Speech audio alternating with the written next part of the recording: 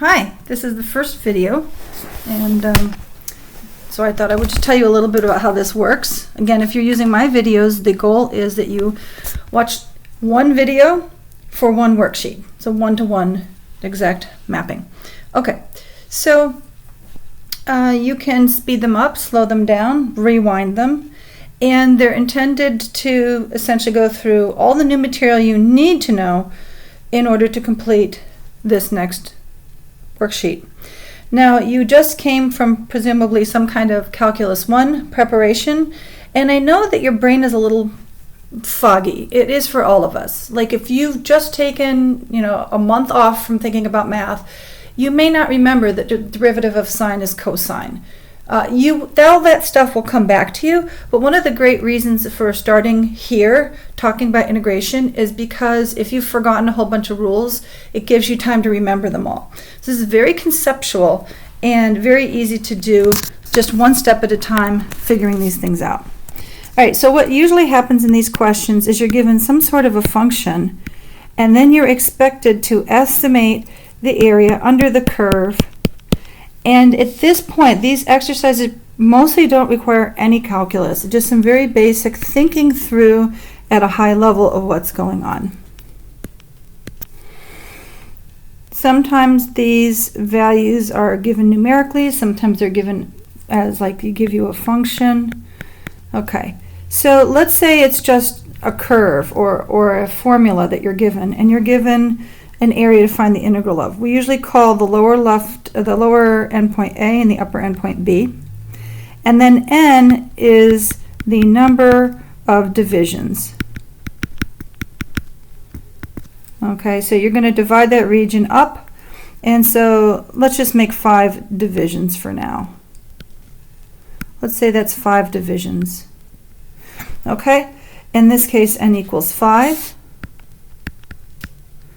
Another way we often talk about these subdivisions is this one will be x0, x1, x2, x3, x4, and if there's 5 boxes, x5.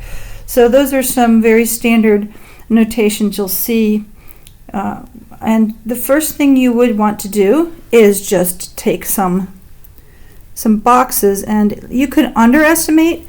There's like 4 ways of doing it. You can do overestimates, underestimates, left-hand estimates, and right-hand estimates. Those are 4 different techniques using essentially the same boxes. So if I want to do an underestimate, I pick the smallest value in the domain with which to draw my boxes. So these green boxes are underestimates. I'm going to use yellow to show you how to do overestimates. In this case, I would take this as a box, this is a box, this is a box, and this is a box. So you can see you get more area in your overestimate boxes than you get in your underestimate boxes. Okay? All right.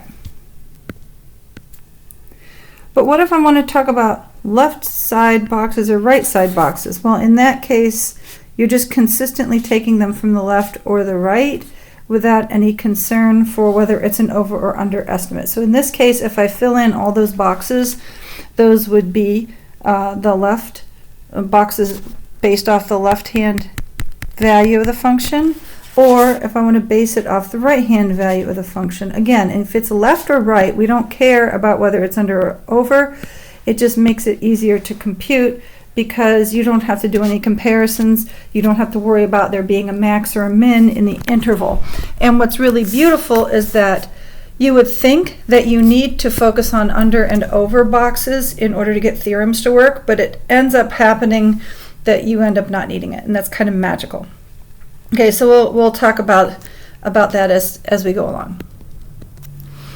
What typically happens, though, is for student exercises, we often make the functions monotonically increasing or monotonically decreasing, so that maybe your left-hand boxes are your overestimates, or your right-hand boxes are your overestimates, and consistently like that, so that you're essentially doing 2 types of problems simultaneously.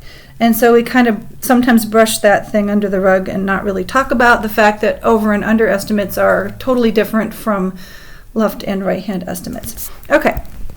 Now in your worksheet you have a meteor that's falling to Earth, but this is a typical problem where you have time in seconds or whatever your units are, and velocity. It could be miles per hour, it could be just about anything you want. Let's say miles per hour, but the units need to be consistent, so then time would be in like hours, for example. Okay, and then you're trying to find the total distance traveled by whatever this object is, and if you have a table, then you don't have to sample the function. You've already had somebody else do it for you. These time steps are sometimes not consistent, and sometimes they are. So you got to watch out for that, whether those spacings are consistent or inconsistent. And then, let's say, I'm just going to make up a problem here. I just decided to make it monotonically increasing. They don't have to all be like just consecutive integers, but I just made that up. Let's say there's a car, and this is velocity in miles per hour, and it's traveling for a really long time, and it's not going very far. How far do you think it could have gone? Well, this car is traveling at a really weird velocity. Okay, it's increasing. Seems to be increasing linearly for a while from here to here, and then it increases at a different rate, like from here to here. So it's kind of weird. But what we're going to do is we're going to do a left side and a right side estimate. And what we're going to do is we're going to consider this time frame in this box here. For the first hour, from time equals where we started, here we start the clock, for 1 full hour, the original velocity is 3 and the final velocity is 4. So when we do left side, we're going to assume that during this whole block of time, the speed of the car is 3. Okay, and so if it's traveling at 3 miles an hour for 1 hour, it's going to go a distance of 3 miles. But if instead we're doing a right-hand estimate, we're going to take that 4 and say, aha, it's gone 4 miles. Okay, and then what we're going to do is we're just going to slide this little box over, and we're going to consider the next little bracket. Okay, and so the left side says 4, the right side says 5.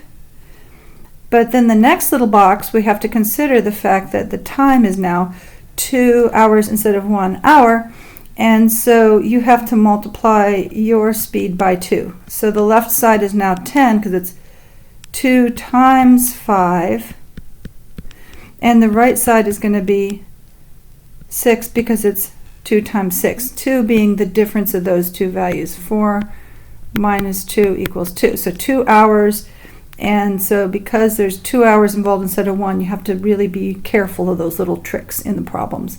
Okay, and again, this little box, these two consecutive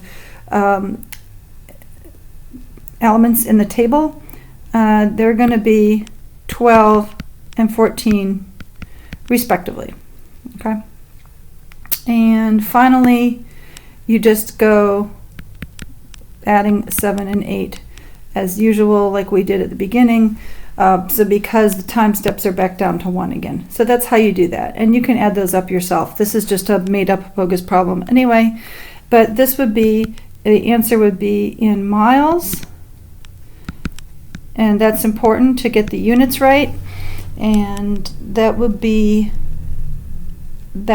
how you do left and right side estimates. Because this is monotonically increasing, the left side is also the lower estimate and the right side is also upper. If we would have a monotonically decreasing velocity like you do in the meteor, then that would reverse. So your left side would be your upper estimate and your right side would be your lower estimate. If you notice that if we drew this as a picture, this would be 5 rectangles. So let's do a little bit of a graphical explanation for what's going on here. So if I brought in, let's make a grid. Okay, so we have here t is equal to 0, 1, 2, 3, 4, 5, 6, 7, and the velocity is 3, let's see, this is 3, 4, 5, 6. So there's a problem here. Sorry, I need more space. There, I just squished that up in the corner. So if we had estimated this curve, I don't know how you would really estimate it, but it looks kind of like this kind of weird thing. Okay, that's what it looks like. But you can always make right-hand and left-hand boxes out of this. So you can say, hey, if I'm doing left-hand boxes, I'm going to make a box here, then a box here. My next box is going to be here, and my next box is going to be here.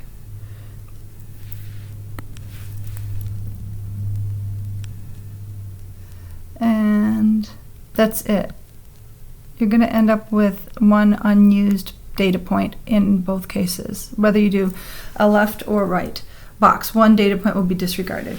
Okay, and so if you want to look at the right, I'll just draw that in there for you. Okay, so that's what the boxes look like if they're drawn from the right side. Now there's a question in the worksheet. It says, what about if you have 5 boxes here, but you were really trying to use 3 for some reason? I mean, that's kind of ridiculous, but let's just pretend. So the point is, you would combine these somehow, because we were using 5 boxes, so we're going to kind of eliminate every other one of these maybe, or it's kind of weird because you're going to be combining some of the boxes, and so you can kind of choose. This is kind of an opinion question, I guess. This is different data than what you're using for your problem, so I'm just going to mess around and just show you visually. This is the kind of messing around you do on your worksheet, and you say, well, if I were going to pick just 3 rectangles, and again, your data are going to look different. You're going to sketch your data. They're going to look quite different than this. So you're going to maybe say, well, I don't know, maybe since these guys are already spaced like this, I'm going to take the upper one here. Maybe I'm going to take another box here. I don't know. But you just mess around. This is kind of like a just play around with it question. Some of the questions in this course have very clear-cut answers, and some of them are kind of mess around a little bit and see what you think type of questions. So don't be afraid to play with them, and just enjoy them.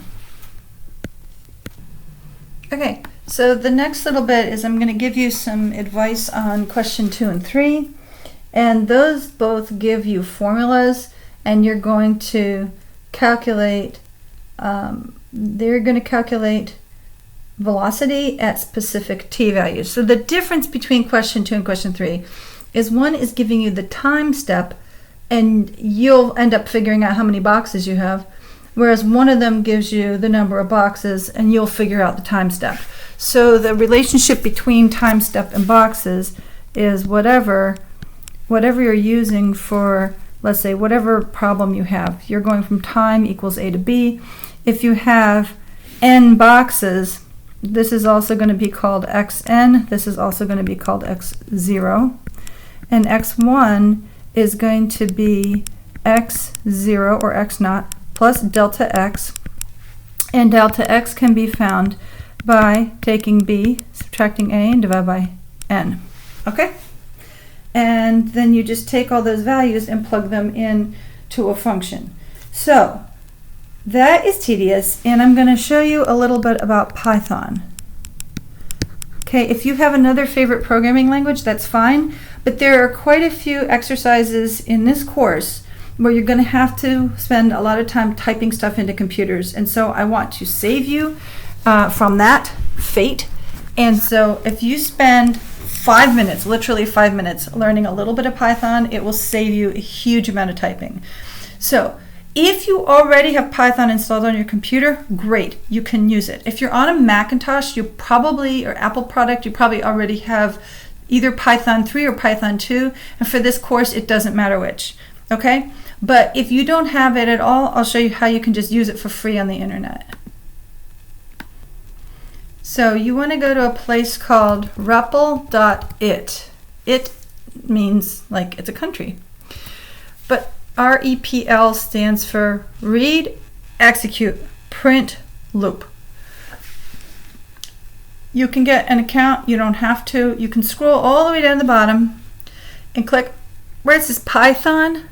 Now in this environment, if you wanted Python 2, it's here as well. But Python just means Python 3.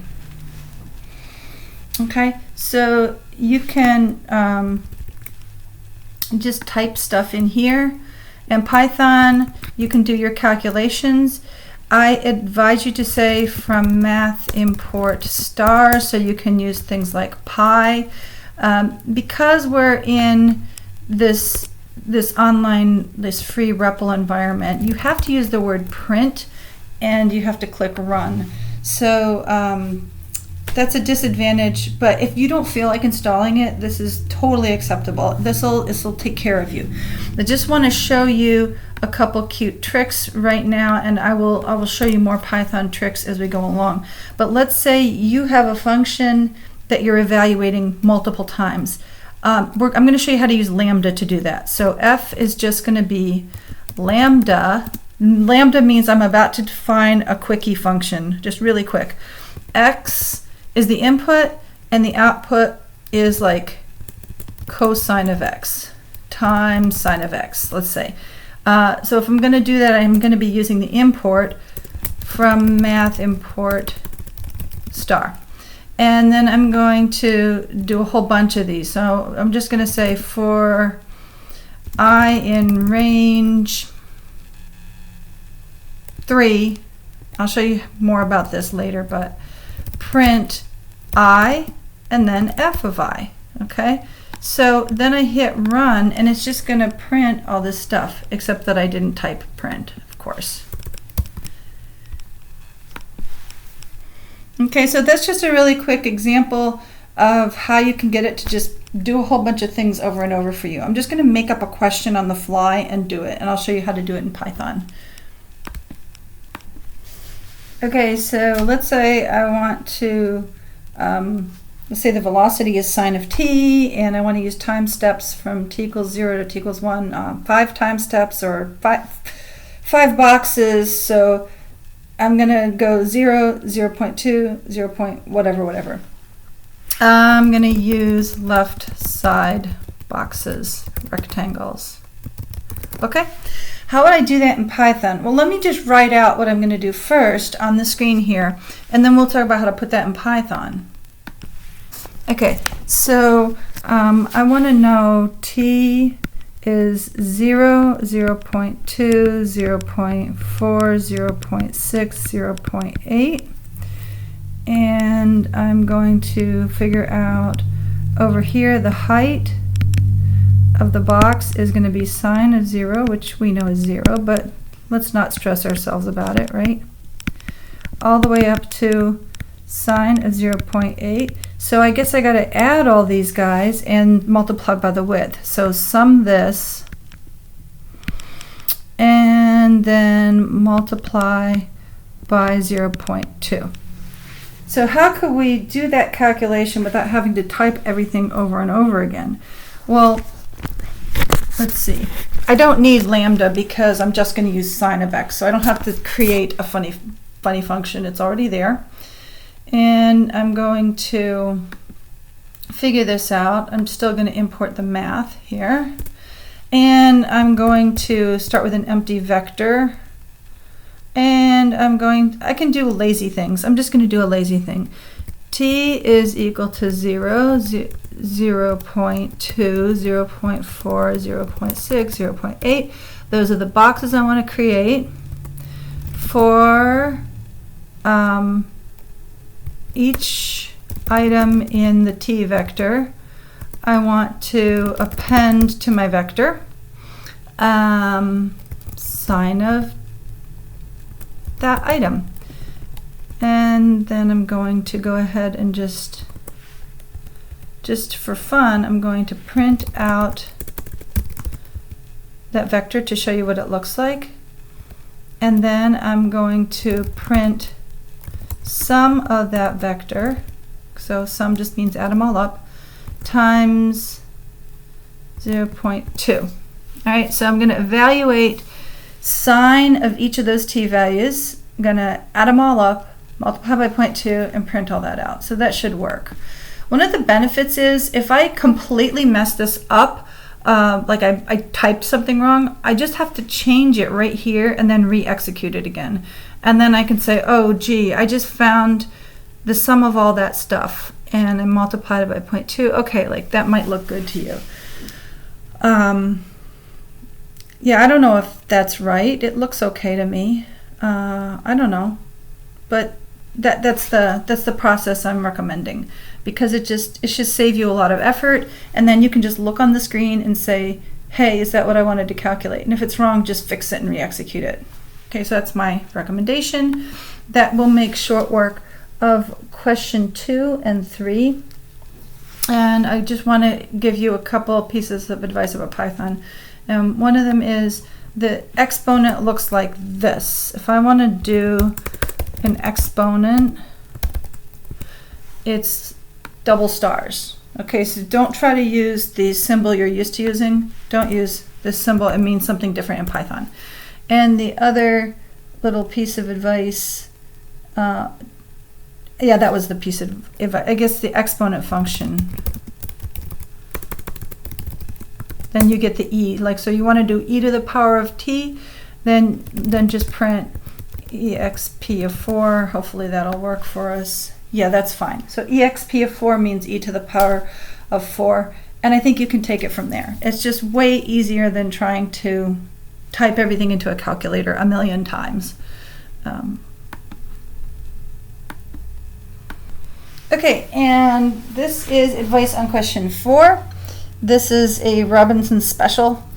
So he actually took a photograph somewhere at AU's campus of a drinking fountain, and he very, very carefully lined up the drinking fountain to make this beautiful parabola on the grid. And at first I was like, that's never going to work. And then I looked and I'm like, this is actually really a fun problem, because he very carefully did line them up. So let me sort of give you a different parabola to show you what he's trying to do with that. Okay, so here's an example. It's not exactly a parabola, but I'm trying to give you this sort of high-level idea of what is going on in this question. Okay, so if I had this function instead, then what I would do is I would estimate the derivative between these 2 points as being positive 4. So that would be a 4, because there's this curve goes through these 2 points, and if I were to connect those 2 points with a straight line, then that slope would be 4. Likewise, if I connect the next 2 points together, I would get a slope of 3.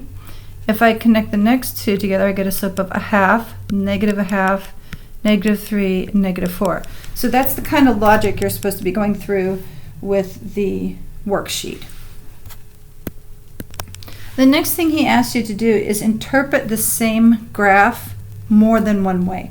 So once you figured out essentially what curved path this water is flowing across, then you're going to pretend that this is a velocity. This is velocity of t, just like the meteor question, and you're going to estimate the total displacement. Okay? And the next thing you're going to do is you're going to estimate the total distance traveled by the drop of water. And there's more than one way to think of it, and you'll see this in the quiz. Do you want to think of this total distance traveled up and down as being like you traveled up, that's a distance, and plus you traveled down, so that is the total path you took? Or do you want to say, hey, the displacement is 0? So like if a water particle goes like this, it travels only in the y direction, sorry, only in the x direction, but not in the y direction. Okay, so you have to figure out what your interpretation is of this graph, and you have to answer questions based on certain assumptions. So this is trying to get you to think about what your assumptions are. Okay, now this is pretty much the end of my discussion of concepts that you need going into worksheet 1. I'm going to suggest that if you have access to a printer, the most important thing to print would be the worksheets. Now, I found that I probably need 1 or 2 extra pieces of paper when I'm working on each of these worksheets. And with the web work, I can usually fit 1 homework on 1 physical sheet of typing paper, but sometimes it takes 2 or 3. So if you're going to sit down to work on a web work, you probably need about 3 sheets of paper, and if you're going to sit to work on a worksheet, I would print out the worksheet and use 2 other pieces of paper just at least. The other piece of advice I have is if you do not have access to a printer, try to have a secondary device. Like if you have an iPad or a Kindle, like if you don't have a secondary device, I strongly recommend that you think about getting a Kindle Fire because they're fairly inexpensive and you can use them to read your PDFs. It's very good if you have a secondary device that you can use to read your document so that you can leave your computer free for calculating or doing Zoom or other things you might want to do. So that's my workflow advice for you, that you print it out or put it on a second device, and that you use your primary device for the things you normally use your device for. It might just speed up your work so you're not flipping between different pages in your browser. Okay? I guess that's it for now. See you on the next video.